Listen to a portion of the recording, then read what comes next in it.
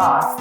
My husband Randy and I are invited to a friend's house for dinner tonight, so I offered to bring them a deep dish apple pie, and it starts with the pastry. The pastry only takes a few moments to make. Starts with 1 3/4 cup of flour in a bowl of a food processor. I add in about 3/4 teaspoon of salt, 1 1/2 tablespoons of sugar, just to give it a little bit of sweetness, and then just mix these together very quickly. I'm just going to pulse them just until it's barely mixed.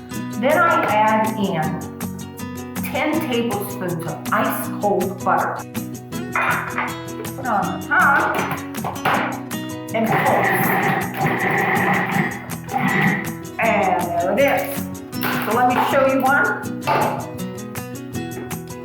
You see the butter is still about pea size. Then I add in 3 to 4 tablespoons of ice cold water. And just like the butter is ice cold, I want the water to be ice cold as well. So again, it helps keep the butter into small pieces because those flecks of butter are what help the pastry to be really tender and flaky. There it goes. And it's starting to come to a ball. And that's it. So at this point, I just gather my pastry together. This is going to be very easy to work with. And that's important when you're rolling out the pastry. Then I take this ball of pastry and just put it into a piece of plastic wrap. Cover it really well. So then I'm just going to stick this in the fridge for 30 minutes to an hour until it's ice cold, and then it'll be ready to finish with the rest of the deep dish pie. The pastry has chilled, and I'm just rolling it out on a pastry cloth, which is a trick that my grandmother taught me way back when I was in high school. So I'm going to get the apples ready now. And so in a bowl, I add 1/2 cup of sugar, about 1.5 tablespoons of flour, 1.5 teaspoons of Saigon cinnamon, which is quite pungent, and a generous grating of fresh whole nutmeg, which makes a big difference in the flavor of any spicy dish.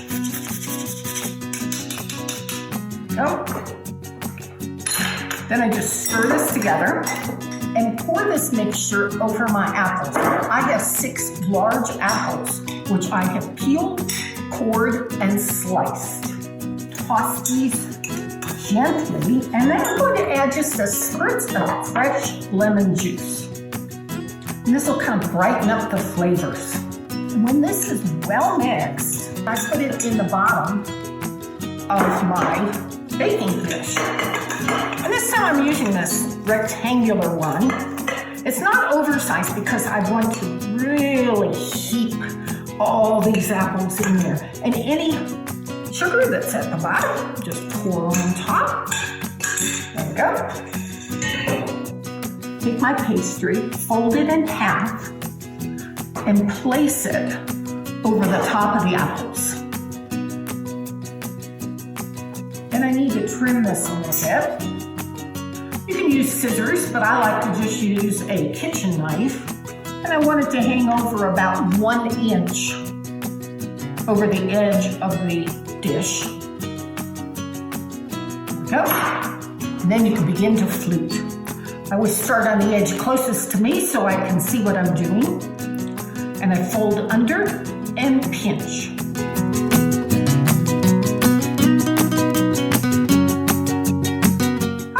So I finished. So all I need to do now is cut a few vent holes. And rather than just pricking the top, of course, I like to add a little bit of a decorative touch. So I make like a little branch. There you go. Then I've taken 1 egg with a tablespoon of water, whipped them together, and that forms an egg wash. And I brush this very lightly over the top of the pastry. That will help it to get a little bit extra crisp in the oven. It will also make it a real pretty golden glaze kind of color. And I'm going to sprinkle the top with some sparkling sugar, and I'll bake this for about 40 to 45 minutes. And this is ready for the oven. Oh, simply gorgeous.